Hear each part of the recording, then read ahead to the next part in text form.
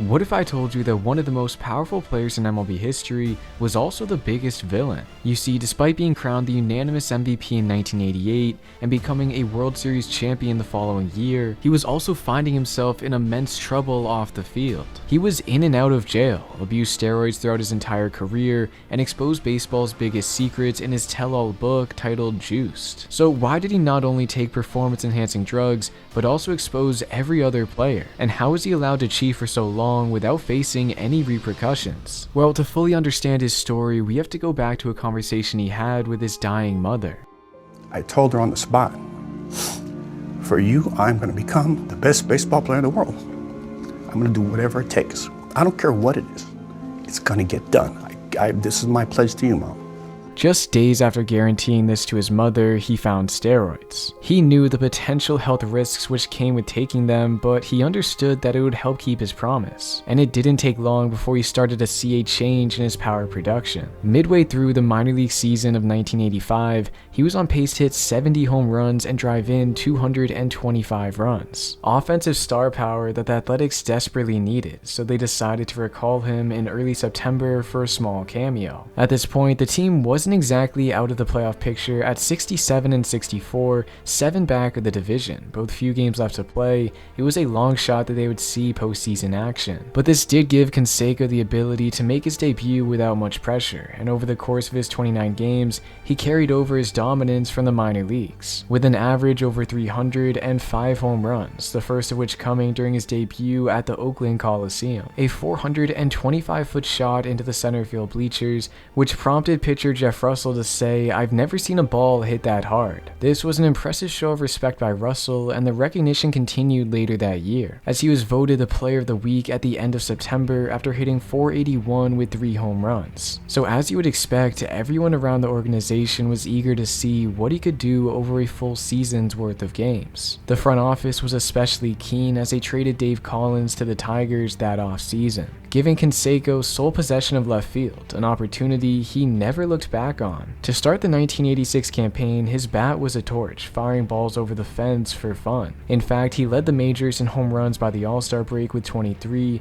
and RBIs with 78, allowing him to make the Midsummer Classic for the first time. His emergence was one of the few bright spots on the A's team, which underwent another middling season, finishing between 74 and 77 wins for the 4th straight year. However, with Canseco, they believed he would guide them back to the postseason. And as for him, his sudden rise to fame was something he wasn't prepared for. In Little Havana, they started every day by checking his stats. On top of this, they were already calling him a phenom and gave him the nickname The Natural. But others wondered whether he truly was. Looking at him, it's not a surprise people questioned the authenticity of his muscle growth, with his biceps the size of most people's heads at just 21 years old. However, with there being no ban on steroids in baseball at that point, he was technically doing no wrong. Instead, the only thing which needed fixing was a glaring hole in his game, which pitchers found out towards the end of the season when he went hitless in 40 straight at-bats. The reason behind this, well, some speculated that he was trying too hard to put on a batting practice show for everyone. In other words, he was swinging too hard, and pitchers were able to exploit this weakness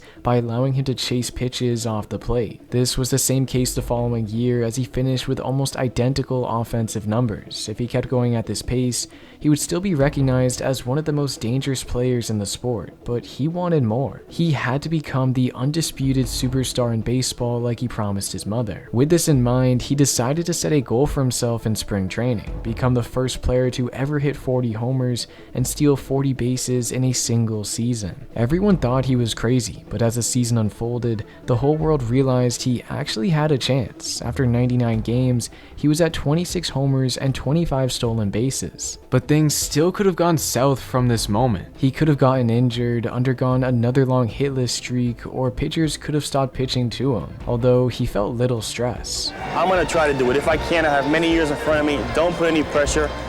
It was this lack of pressure he put on himself which allowed him to continue to go at the same pace, sitting at 40 homers and 38 stolen bases on September 20th. With 10 games left in the season, the odds were in his favor, but he didn't want to prolong it any further. He wanted to end the chase that night. So after working his way to first base in the first inning, he broke for second for his 39th bag, putting him within reach of achieving 40 by the end of the game, which meant instead of swinging for the fences like he did all season long, he decided to take a different approach. Here's the bunt. He's got a hit. No player had ever recorded 40 home runs and bunted for a hit in the same season, but it worked. He was on first base with the chance to make history. Right now, he's running. There's the throw. Number 40. José Canseco, the first man ever in big league history. 10 players had achieved the 30-30 mark, but none reached 40-40. Canseco now stood alone atop one of baseball's greatest feats, which makes it no surprise that he mentioned it was one of the biggest nights of his career. He even joked about trying to reach the 50-50 mark in the future, but that would have to wait, because for the first time since 1981, the Athletics clinched the AL West and were set to face off against the Boston Red Sox in the ALCS, a team which boasted star players such as Wade Boggs, Roger Clemens, and Mike Greenwell, but it was going to be a tough task to take down the relentless A's team, especially since Canseco was swinging a hot bat. In Game 1, leading off the 4th inning, he laid off borderline pitches to work the count full, before unleashing a mammoth home run over the monster, a vital shot which helped the A's take Game 1 narrowly 2-1. But in Game 2, the Sox came storming right back, with pitcher Roger Clemens dominating the A's lineup all game long. Then, following RBI singles by Jim Rice and Ellis Burks,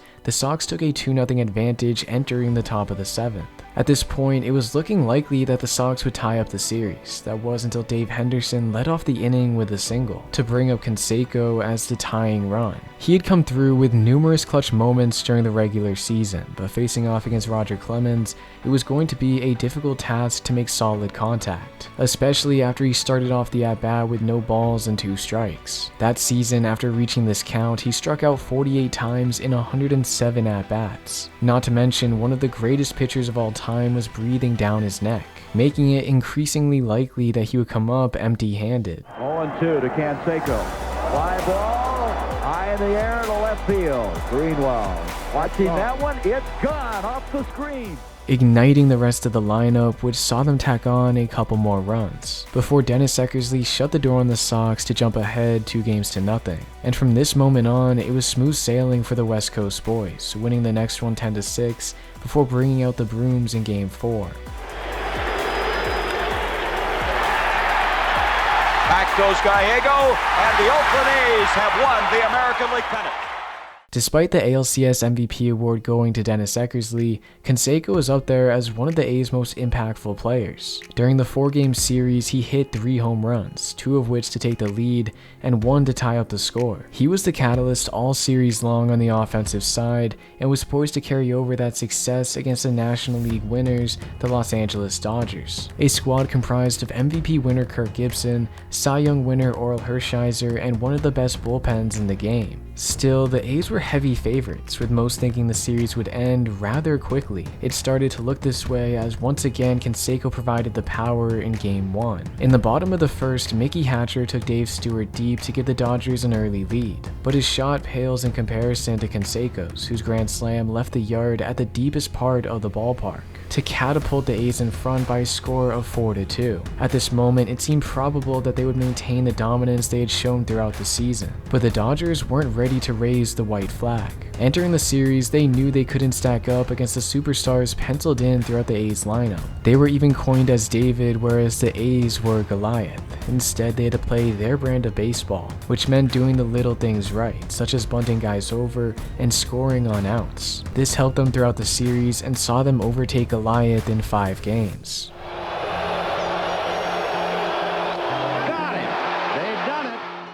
After Canseco's grand slam in his first at-bat, he went 0 for 18 the rest of the series, and without his offense, it's no shock the A's averaged only 2.2 runs per game, a steep drop from the 4.9 figure they averaged during the regular season. It was tough to accept that the majority of the blame fell on his shoulders, but now all there was left to do was work hard in the offseason and try their luck again the following year. That's where the focus from everyone on the team went, well, everyone except Canseco, whose actions damaged his name. But first, a quick word for today's sponsor, Arena Club, the premier online marketplace for buyers and sellers of trading cards. Now, I'm sure many of you watching are just like me and have countless cards from your childhood carefully placed in storage, including a few special ones still proudly on display. And now with slab packs from arenaclub.com, you can relive that special feeling of pulling your favorite players. And in my first ever pack, I got one of the game's brightest young stars, Jackson Chourio. And as you can see, even though I just opened the pack, Arena Club made me an instant offer for my card based on its market value. Your cards will also be placed in your vault for safekeeping, trading, or selling. You can even get your cards officially graded by Arena Club with a full explanation of how they were scored. It's reasons like these atop plenty others why Arena Club is revolutionizing the card collecting experience. So get in on the action with 20% off your first slab pack or card purchase by going to arenaclub.com/greenlight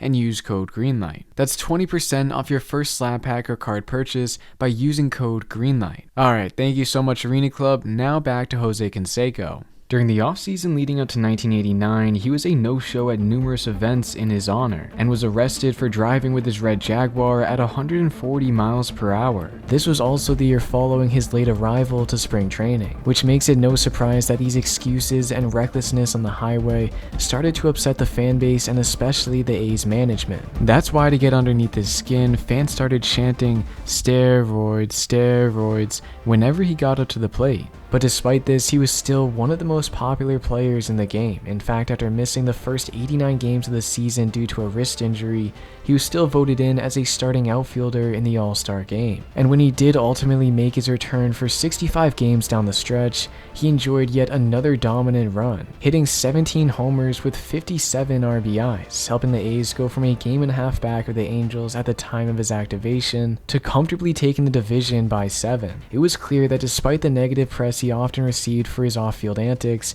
his bat was a necessary component in the A's lineup, and without him, it would be a tough task to defeat the AL East winners, the Toronto Blue Jays, a team which boasted stars throughout their lineup and a pitching staff equal to most. Although they stood no contest for the A's all series long, with Canseco asserting their dominance with a towering shot in Game 4. Glove because Fernandez made only 6. Canseco bids for the second homer of the inning. If it's fair, he's got it. Whoa. And it settles into the upper deck. Oh my goodness. The announcers jokingly suggested that the ball traveled 500 feet, but it very well could have. This powerful homer represented a total series takeover by the A's to put them back in the World Series. This was it, the moment everyone on the team had been working towards all year long, the moment to right their wrong from the year prior and finish the job. With this in mind, everyone did their part during the first 2 games. Dave Stewart tossed a complete game shutout in the opener, and Mike Moore followed it up by tossing 7 innings of 1-run ball. So as you would expect, with stellar pitching performances like these, the A's took command of the series up 2-0, with their eyes set on ending it as soon as possible, but their championship ambition was put on hold due to a massive 6.9 magnitude earthquake which shook the city of San Francisco, leaving the players unsure of what was going on. We still don't know whether we're playing tomorrow or what condition the field is or if the stadium's even stable. It must have been a weird sight to see José Canseco still dressed in his uniform, waiting at a gas station. But anyways, the World Series was postponed for 10 days as the city was tasked with cleaning up the rubble left from the quake. Then, when it was finally time to play ball again, the A's wasted no time picking up from where they left off, thanks in large part to Canseco's massive game, managing 3 hits, including a 3-run homer in the top of the 5th inning. It was apparent that the Giants could not withstand the star power the A's held, and it was the same case for them in Game 4, as they stood no contest. It's a ground ball to the right side, speared by Phillips, flips to Eckersley, yes! He's there in time, and the A's are the world champions. All season long, this A's team dominated baseball. They won 99 games in the regular season, needed only 5 to bypass the Jays in the championship series, then only took 4 to take home the World Series trophy. In that moment, Canseco was on top of the baseball world. In 1986, he was the Rookie of the Year. In 1988, he pioneered the 40-homer, 40-stolen base club en route to MVP. And in 1989, he helped lead his team to a championship. During these few years, he was heavily regarded as the best player in the world, allowing him to make do on his promise to his mother. I was unanimously voted the MVP and ranked the best player in the world. And that's what I said, look, I did it, Mom. For you. Now the bar was set for the rest of his career. Could he reach the 40-40 mark again? Could he create a dynasty in Oakland? And would he be able to etch his name into baseball immortality at the Hall of Fame? At 24 years old, this all seemed possible. However, his mouth continued to get him into trouble over the next few years, starting in the off-season leading up to the 1990 campaign. This season, he and the club avoided arbitration by signing a one-year deal worth $2 million, although he was hoping to sign a long-term deal, something Ace general manager Sandy Alderson was reluctant to hand out, mainly due to his off-field incidents, prompting him to say if the Ace don't respect José Canseco, then José Canseco has no reason to stay with the A's. The ball was officially in the front office's court. Then, during the season, he finally got his wish, signing the richest contract in baseball history at 5 years, $23.5 million. But he deserved this money. He was the best player in the game, and instrumental to the success the A's had achieved since his debut 5 years prior. But being the highest paid player also brought along some negatives, such as the added scrutiny he would receive when either he or the team wasn't playing up to their standards, thus prompting boos to erupt anytime this happened. Now, it wasn't uncommon for him to receive boos earlier in his career, but after becoming the richest player in the game, the boos started to get louder and louder. Let me show you what I'm talking about in action. On October 19th, 1990, the A's were trailing the Cincinnati Reds by 2-0 in the World Series and were quickly falling behind in the third. That's why fans like Canseco know their frustrations after his ground out in the bottom of the 8th. Here's Canseco grounding one to short, and Larkin stays with that one out. And Canseco is 0 for 4 and 1 out of 11. And listen to this crowd. He responded by saying, "You have to expect the booing. People know I make the most money in baseball, and they always go after the guy who makes the most money." But it wasn't just A's fans who enjoyed heckling him. It was everyone around the game. For example, at Yankee Stadium in 1991, he misplayed a fly ball in right field, which cost the A's a couple runs, and prompted a few fans to start taunting him. Steroids, using steroids, where's your gun, where's the boat, where's Esther, where's Madonna and stuff? It got to the point where Canseco had to get Tony La Russa and the umpires together to eject one of the fans from the game, showing that wherever he played, his presence was starting to interfere with games. And personally, he was starting to grow tired of the relentless attacks. But people said that he was using fans as an excuse, that he needed to get rid of his inflated ego, and that the A's should send him packing. However, it was always going to be a difficult job to trade one of the best players in the game. That was until the 1992 season, when he struggled out of the gate, amassing 22 homers and 72 RBIs in 97 games, but with a slash line far below his previous career norm. With this in mind, it opened the door for the A's to trade him, and sure enough, they sent him to the Texas Rangers on the trade deadline. Despite it being known that he had previously wanted out, and the franchise was upset over his off-field decision-making, it still came as a shock that he was traded. Folks, it has just been announced a major, and I mean major, blockbuster deal. I hope this isn't April 1st, is it? Sit down, people.